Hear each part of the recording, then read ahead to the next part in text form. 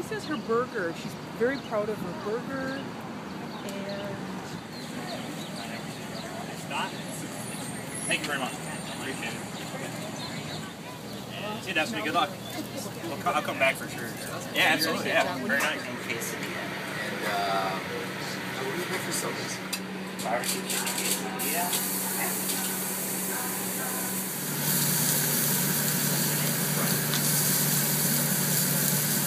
All right. And they said you're a former Ecolab I employee. am. Those are all my old coworkers and bosses and stuff out there. I'm making a barbecue chicken quesadilla.